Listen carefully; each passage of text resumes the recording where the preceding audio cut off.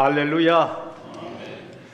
주님께서 우리를 구원하시는 그 선택의 은혜에 믿음으로 응답하는 합당한 삶을 살아가는 우리 모든 성도가 되시기를 주님의 이름으로 축복합니다. 제 주위에 있는 목사님들 중에는 입양을 한 목사님들이 여럿이 있습니다.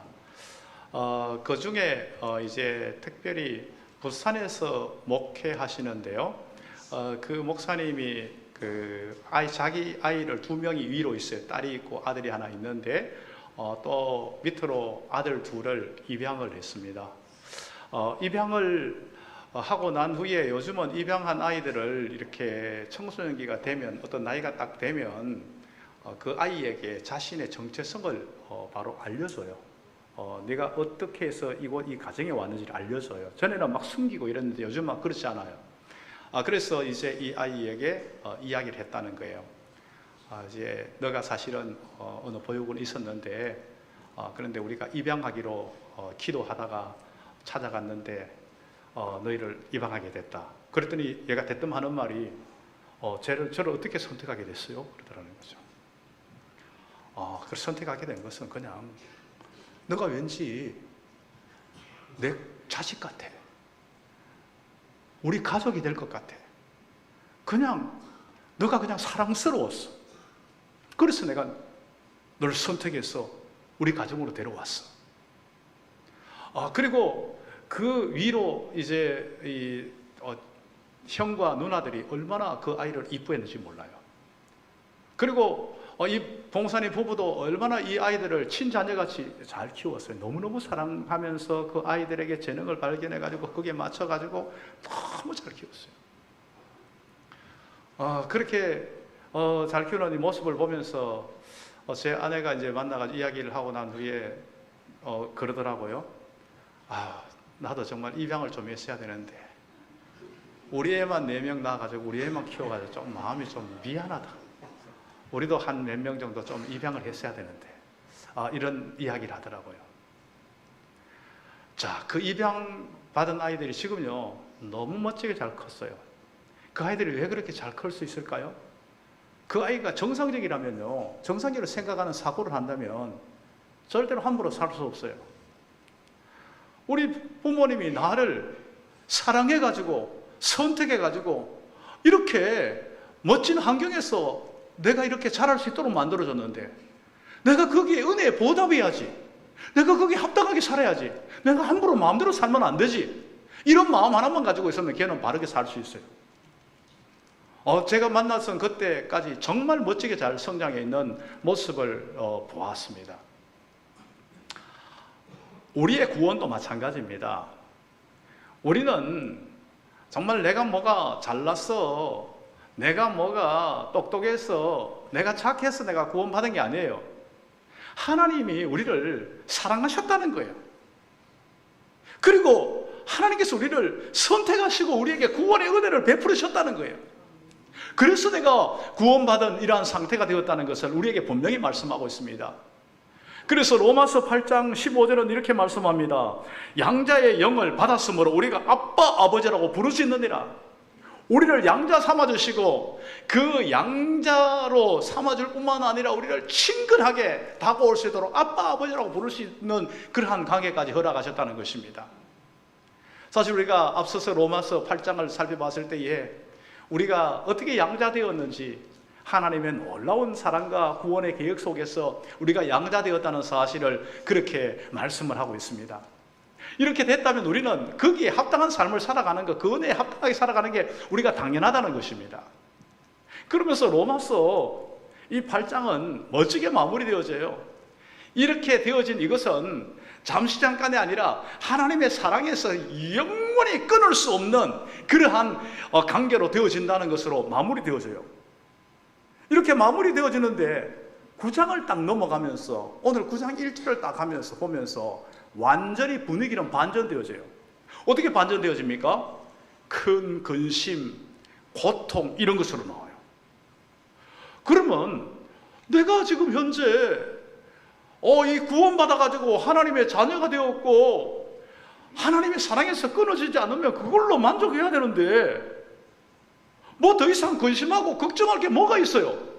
근심하고 걱정하는 거, 마음에 큰 근심과 마음에 고통이 있는 이유가 뭡니까? 우린 그 이유를 알아야 해요. 내가 구원받고 내가 하나님의 축복받으면 그러면 된 거지. 그 이상 뭐가 더 이상 필요해?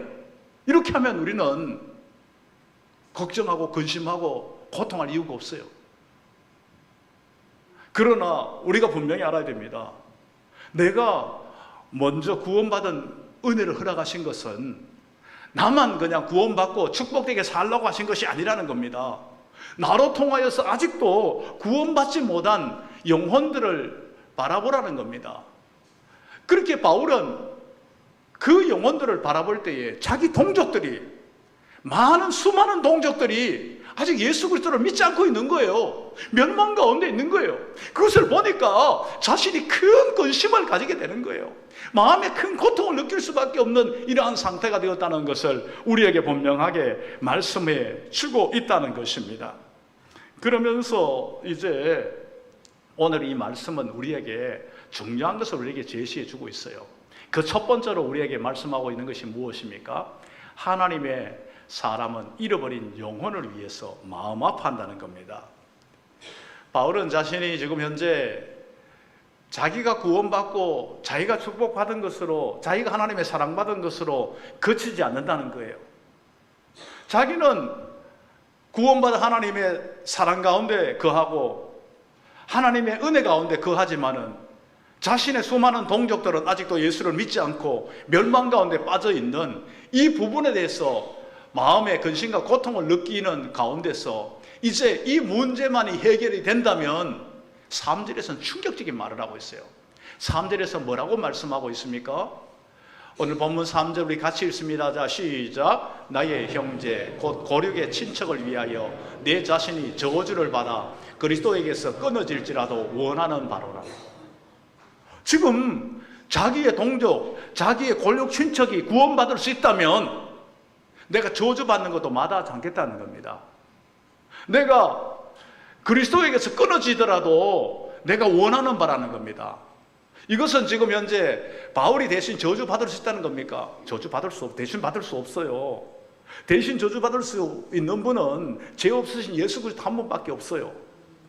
그리고 바울은 지금 현재 그리스도의 사랑에도 끊어져도 괜찮다는 그것을 우습게 쉽게 생각하는, 절대 그게 아닙니다. 이게 너무너무 중요하기 때문에 절대로 그리스도의 사랑에서 끊어져서는 안 된다는 사실을 너무 잘 알고 있어요. 그리고 자신은 저주받을 수 없지만 그런 심정으로, 그런 절절한 애타는 마음을 가지고 지금 있다는 것을 표현하고 있다는 겁니다.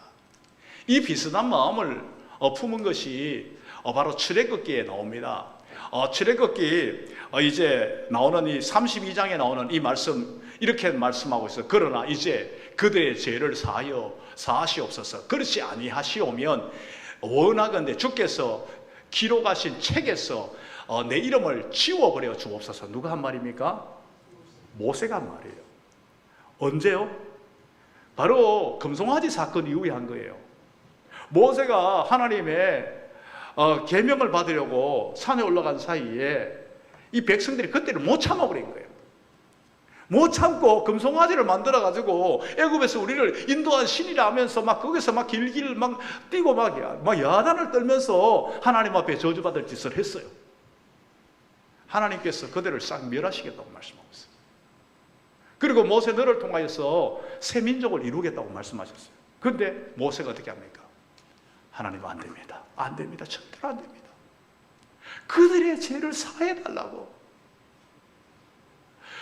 그들의 죄를 사하시고 그들을 할 수 없다면 차라리 나를 그 생명책에서 나를 지워버려달라는 겁니다.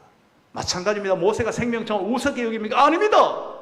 절대로 그렇게 되어서는 안 된다는 사실을 누구보다도 가장 잘 알고 있는 그 모세가 동족 구원을 해서 이렇게 애절하게 동족들이 저주를 받아 멸망받지 않는 그 마음을, 절절한 마음을 품고 있는 것을 우리에게 나타내 보여주고 있다는 것입니다.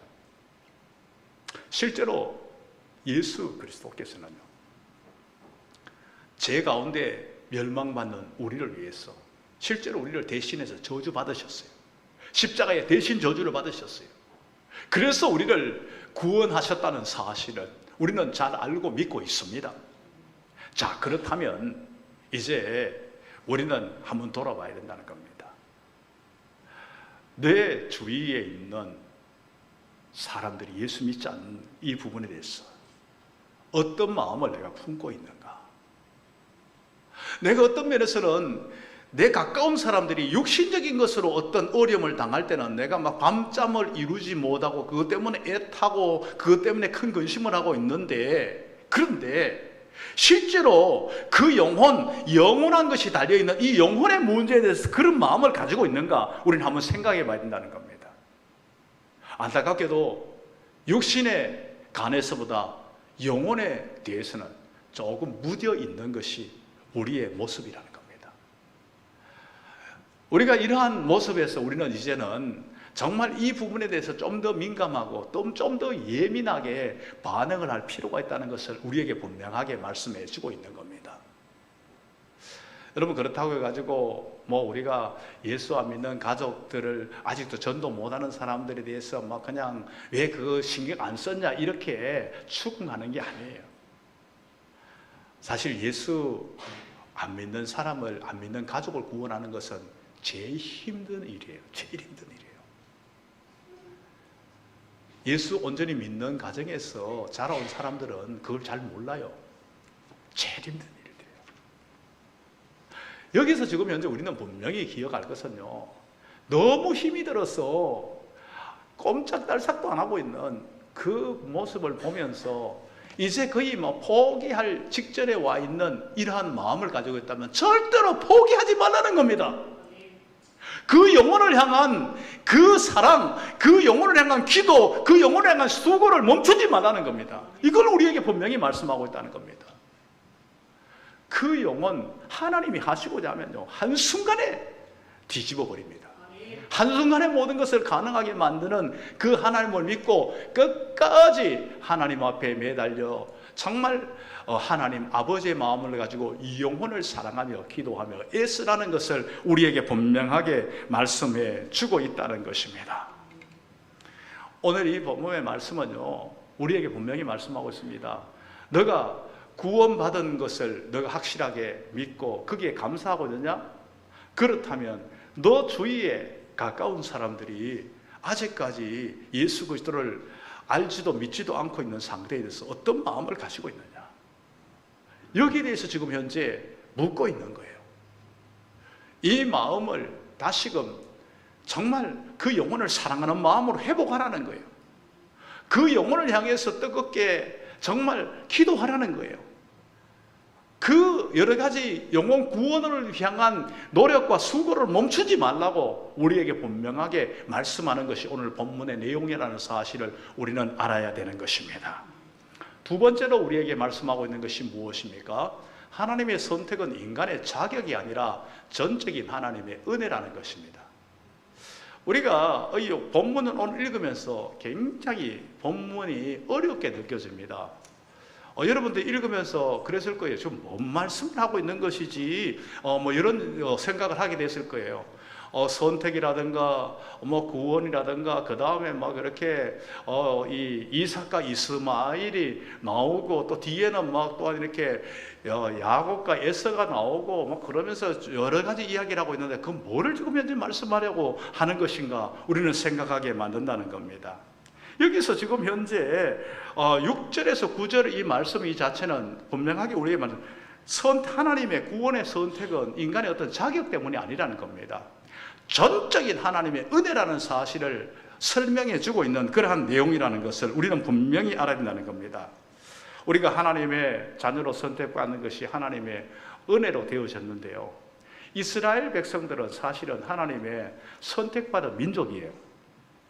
선택받은 이 민족인데 이들이 선택받아가지고 우리는 하나님의 선민들이다 하고서 자부심을 가지고 있었는데, 그런데 결과론적으로 지금 보면 이들이 사실은 구원받는 자리에서 이탈되어지는 거예요. 구원받는 자리에 이탈되어지고, 사실 그러거든요. 모든 하나님의 구원의 계획은요, 예수 그리스도를 통해서 구원받는 그 놀라운 계획이 들어있어요. 그런데 이스라엘 백성들은 아직까지 예수 안 믿는 사람이 너무 많거든요. 우리 민족보다 더 적어요. 그렇다면 이제 질문이 하나 나와요. 그렇다면 하나님의 이 모든 약속이 폐해져 버리는가? 하나님의 약속이 폐해지면 문제가 심각해져 버립니다. 하나님은 약속했다가도 뭔가 안 맞으면 이것이 폐해진다고 생각하면 이 성경이 진리가 될 수 없어요. 진리는 영원히 변치 않아야 돼요. 모든 세상의 모든 게 다 변해도 하나님의 약속의 말씀은 변하지 않아야 돼요. 그렇다면 무엇을 말씀하고 있는지 우리에게 분명히 제시하고 있다는 겁니다. 이제 분명하게 우리에게 말씀하고 있는 게 뭡니까? 6절에서 이렇게 말씀을 하고 있어요. 그러나 하나님의 말씀이 폐하여진 것 같지 않도다. 안 폐해졌다는 것입니다. 이스라엘에게서 난 그들이 다 이스라엘이 아니요. 무슨 말입니까? 이스라엘 백성들은 우리가 아브라함의 혈통을 타고 났으니 다 우리는 선민들이다. 구원받은 이스라엘 백성들이다. 이렇게 생각했다는 겁니다. 그런데 뭐라고 말씀하고 있는가? 이스라엘에게 난 게 다 이스라엘이 아니에요. 무슨 말인가 하면요, 아브라함의 피를 타고 났다고 다 아브라함의 약속의 자녀가 아니라는 거예요. 그러면서 예를 드는 거예요. 아브라함의 자녀 중에 이스마엘과 이삭이 나옵니다. 둘 다 아브라함의 피를 타고 났어요. 그런데 이 둘이 피를 타고 났지만은, 그러나 하나님의 약속은 이스마엘에게 있는 것이 아니고 이삭에게 있다는 사실을 분명히 밝히고 있다는 겁니다. 왜 이삭인가? 우리는 생각하잖아요. 하나님이 이삭을 통해서 약속하셨다는 오늘 본문을 분명히 말씀하고 있어요. 사실 이삭을 받을 때에 아브라함은 불가능한 상태였습니다. 사라도 이제 여성의 모든 아이를 가질 수 있는 기능이 다 사라진 상태가 되었어요. 그 모든 것들이 불가능한 상태가 되었을 때도 하나님의 약속은 여전히 초자연적으로 임하게 된다는 것을 보여주잖아요. 그래서 100세에 이삭을 받게 되는 거예요. 우리의 구원도 마찬가지예요. 인간의 어떠한 것으로, 노력으로, 인간의 수고로, 인간의 어떠한 것으로 받는 것이 아니라 하나님의 전적인 하나님의 능력 가운데서, 하나님의 역사 가운데서, 하나님의 은혜 가운데서 이 구원이 나타나고 있음을 우리에게 분명하게 말씀하고 있는 것을 우리는 알아야 된다는 겁니다. 그러면서 이제 우리에게 말씀해 주는 것이 무엇입니까? 우리의 구원 이 자체도 내가 어떠한 자격이, 어떠한 조건이 됐기 때문에 내가 구원받는다, 천만에 그게 아니라는 거예요. 우리는 그럴 수 있어요. 어떤 경우가 있는가 하면요, 우리 집안은 3대, 4대 예수 믿는 집안이다. 우리나라도 벌써 5대, 6대까지 가는 데가 있어요. 그 5대, 6대 기독교 집안이다. 그 기독교 집안이 구원해 주는 게 아니라는 거예요. 내가 직분이 구원해 주는 게 아니라 내가 목사니까 장로니까 권사니까 정말 그게 안 된다는 거예요. 내가 무슨 일을 했기 때문에 그것이 아니라는 거예요. 오직 구원은 하나님의 선택하신 은혜 가운데서 구원이 이루어지는 것이죠. 그 선택하신 구원이 정말 하나님의 은혜 가운데 이루어지는 예수 그리스도를 믿음으로 구원이 이루어지는 거예요. 그거 외에는 구원이 우리 가운데 나타날 수 없다는 사실을 분명하게 말씀해 주고 있는 것입니다. 인간의 자격이 아니라 전적인 하나님의 은혜로 구원 얻었다고 생각하면 우리는 어떻게 됩니까? 자랑할 게 하나도 없어요. 우리는 겸손하게 할 뿐이에요. 우리는 오직 하나님 앞에 우리 자신이 자랑할 것은 예수 그리스도의 십자가밖에 없다는 사실을 우리에게 분명히 말씀하고 있는 겁니다. 그 다음에 세 번째로 우리에게 말씀하고 있는 게 무엇입니까? 세 번째로 하나님의 은혜로 선택받은 우리는 겸손히 믿음으로 살아가야 된다는 사실을 우리에게 분명히 말씀해 주고 있습니다. 10절에서 13절을 읽으면 우리는 이런 느낌을 받아요. 하나님께서 왜 야곱은 사랑하시고 에서는 미워했는가? 아니, 이거는 불공평한 거 아닌가? 요즘 젊은이들 세계 속에서 정말 공정이라는 단어를 많이 쓰잖아요. 불공평한 건 못 견뎌요. 하나님도 불공평하단 말인가? 이렇게 우리는 생각할 수 있다는 것입니다. 절대 그렇지 않다는 거예요. 하나님이 불공평한 그런 하나님이 아니라는 겁니다. 에서와 야곱 이야기 사람들 보기에는 그렇게 보이지 못하더라도 본문의 강조점이 뭔가 하면요, 구원은 인간의 공로나 인간의 어떠한 선함과 인간의 착함에 달려있지 않다는 것을 제시하고자 하는 것이 본문의 요점이에요. 그것을 분명하게 표현하기 위해서 뭐라고 말씀하고 있습니까? 11절에서 이렇게 말씀하고 있어요. 11절에 시작. 그 자식들이 아직 나지도 아니하고 무슨 선이나 악을 행하지도 아니한 때에, 리브가 뱃속에 있었을 때에 이미 하나님의 약속이 나타난 거예요. 어린 자가 큰 자를 섬기리라. 하나님의 약속은 그렇게 되어 있는 거예요. 이 안에서부터 선한 일을 한 것도 아니고 악한 일을 한 것도 아니고, 이 안에 있을 때 이미 하나님의 약속이 그곳에 나타나게 된 거예요. 태어나서도 에서는 좀 거칠긴 했지만 남성격이잖아요. 오히려 어떤 사람은 에서를 더 멋진 사람으로 보기도 해요. 야곱이 특별하게 구원받아야 될 자격이 있는 게 아니에요. 공로를 세운 게 아니에요. 야곱은요, 속이는 데 명수입니다. 욕심쟁이에요. 그럼에도 부족하고 허물이 많고 문제가 많음에도 불구하고 하나님이 은혜로 그를 선택했다는 거예요. 이건 마찬가지로 우리에게 적용되어지는 거예요. 우리가 세상에 예수 믿지 않는 사람들 보다가 내가 더 착하고 더 잘나고 내가 더 어떤 공로를 세웠기 때문이 아니라 전적인 하나님의 은혜 가운데 선택되어졌다는 것을 우리에게 분명하게 제시해 주고 있다는 겁니다. 이 은혜를 안다면 우리의 할 바는 뭡니까? 비교하는 것이 아니에요. 우리의 할 바는 하나님의 은혜에 감사하며 감격할 뿐입니다. 내가 이 은혜에 무엇으로 보답할고 이 은혜에 합당한 삶을 살려고 애쓰는 그것이 되어져야 된다는 것을 우리에게 말씀해 주고 있는 거예요. 사실 우리가 구원만 은혜 받은 게 아니에요. 은혜로 이루어진 게 아니에요. 모든 것들이 다 은혜예요. 모든 게 다 은혜예요. 여러분, 가정 다 하나님의 은혜로 세우셨어요. 은혜로. 여러분의 자녀 다 하나님의 은혜예요. 직장, 사업장 다 하나님의 은혜예요. 여러분들이 누구 비교하면 우리 가정보다 저 가정이 나은데 우리 직장보다 저 직장이 나은데 여러분 그렇게 비교하면 안 돼요. 하나님은 나한테 가장 적절한 필요한 은혜를 주신 거예요. 비교하면 그 순간부터 불평이 나오고 원망이 나오고요, 시기가 나와요. 나에게 지금 현재 이 상황에서 하나님 앞에 우리는 은혜를 기억하며 감사하라는 거예요. 제가 지난주 휴가였거든요. 휴가인데 여러분 몰랐는데 휴가를 이야기해버렸네요. 저는 휴가를 이야기를 하지 않아요. 왜 그런가 하면 휴가 때라고 여러분 연락 못하고 이런 사람이 목사가 되면 안 된다 생각하기 때문에 언제든지 연락하라고 했는데 연락을 안 하셔가지고 그냥 휴가를 그냥 지냈는데요.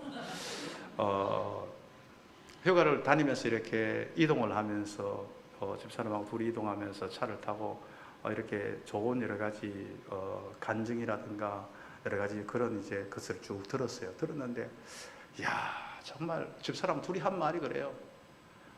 정말 세상에 훌륭한 사람들 많다. 정말 대단한 사람들 많다.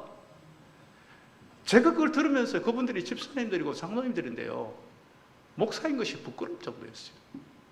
저보다가 10배, 100배 나은 사람들이 여럿 있더라고요. 참 많더라고요.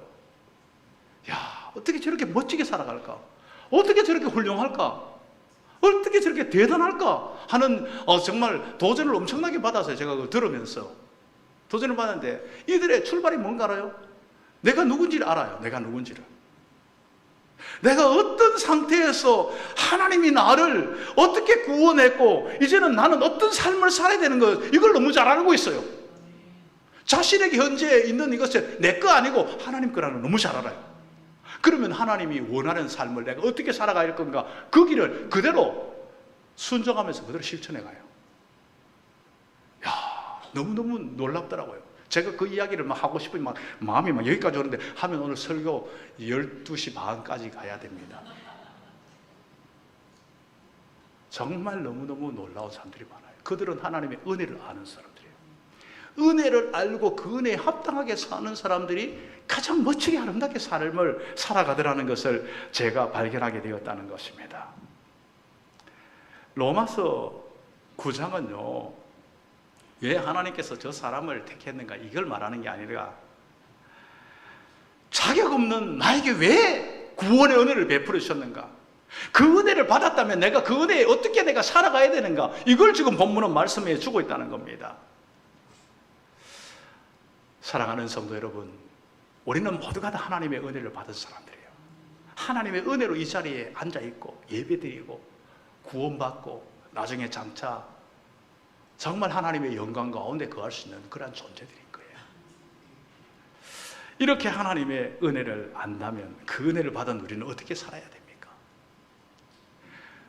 나만 그냥 구원받고 나만 세상에서도 축복된 삶을 살고 거치는 것이 아니라 이제 우리는 바울처럼 잃어버린 영혼을 위해서 마음 아파해야 되는 겁니다. 잃어버린 영혼을 향한 정말 마음 아픈 이 마음이 우리 가운데 솟아나야 됩니다. 하나님이 마음 아파하는 건 나도 마음 아파하고 하나님께서 사랑하는 영혼 나도 사랑하는 이 삶이 돼야 돼요. 이 은혜를 아는 사람들은요, 나의 구원이 자격이 아니라 전적인 하나님의 은혜임을 우리가 늘 항상 기억하고 살아가는 거예요. 그 은혜에 감사하며 감격하는 이 삶을 살아가는 거예요. 그 은혜를 아는 사람은 세 번째로 선택받은 은혜에 대해서 합당하게 겸손하게 믿음으로 살아가는 거예요. 절대로 헛된 인생을 살아갈 수 없는 거예요. 1930년대에 미국에 대홍수가 났어요. 대홍수가 났는데 어느 마을에서 한 어린아이가 그 홍수에 물에 그냥 떠내려가지고 막 죽어가고 있는 거예요. 그런 가운데서 모두가 다 안타깝게 막 발만 동동 구르고 있는데 한 청년이 그 것에 물살을 그대로 차고 들어가가지고 정말 그 아이를 건져내버렸어요. 건져내가지고 모두가 다 막 영웅이라고 막 찬사를 보내고 막 할 때에 어떻게 무슨 용기로 저 들어가서 목숨 걸고 다 건져냈냐 하니까 나는 저 아이가 물에 빠져 죽는 것을 그대로 두고 볼 수 없었습니다. 저 아이를 반드시 건져내야 된다는 그 마음 하나뿐이었습니다. 저 아이를 살려야 된다는 그 마음 하나뿐이었습니다. 그리고는 유유히 사라졌습니다. 그리고 수십 년의 세월이 흘렀어요. 물에서 건짐을 받은 그 사람이 미국의 유명한 사업가가 됐어요. 그가 기자들 앞에서 이런 고백을 합니다. 나는 생명을 2번 받았습니다. 우리 부모에게 첫 번째 생명을 받았고 그 다음에 두 번째로는 내가 어린 시절에 30년대에 대홍수가 났을 때 그때에 지금 나는 이름도 얼굴도 알지 못하는 그 한 사람이 나를 살려서 2번째 생명을 받았습니다. 그 생명을 받은 내 삶은 이제는 내 마음대로 살아서는 안 된다는 것을 저는 알고 있었습니다. 이제 내가 헛되게 절대로 살아서는 안 된다는 것을 저는 알았기 때문에 정말 열심히 살았습니다. 그래서 지금 이 자리까지 왔습니다. 그리고 나를 위해서 절대로 살아서는 안 된다는 걸 알았습니다. 그 청년이 목숨을 걸고 나를 구출해 주었듯이 나도 이 땅 가운데서 굶주리고 죽어가는 그 사람들을 살려야 된다는 것, 그 마음 하나 가지고 열심히 지금 현재 달려왔습니다. 그런 이야기를 했다는 것이에요. 우리 모두는 다 죄악의 강에 다 떠내려 멸망 가운데 있었던 존재들이었습니다. 죄와 사망의 강 가운데서 빠져 죽어가던 존재들이었습니다. 예수 그리스도께서 친히 이 죄악의 강 가운데 뛰어내려오셔서 우리를 건져주시고 구원해 주셨습니다. 우리에게 새 생명을 주셨습니다. 이제 우리는 삶이 달라야 된다는 겁니다. 내가 이제 사는 것은 나를 위한 삶이 되어서는 안 된다는 겁니다. 내 욕심, 내 어떠한 그 모든 욕구를 추구하는 그 삶이 아니라 주님이 나를 왜 구원해 주셨는지 그 구원에 합당한 그러한 새 생명의 새 삶을 우리는 살아가야 된다는 겁니다. 주님이 사랑하는 건 내가 사랑하고 주님이 기뻐하는 건 내가 기뻐하고 주님이 원하시는 일을 감당하는 그러한 우리의 삶이 되어야 된다는 사실을 우리에게 분명하게 말씀해 주고 있다는 것입니다. 오늘도 이 선택받은 이 은혜에 감사하며 그 은혜에 합당하게 믿음으로 살아가며 하나님 앞에 영광 돌리며 복된 삶을 살아가는 우리 모든 성도가 되시기를 주님의 이름으로 축복합니다.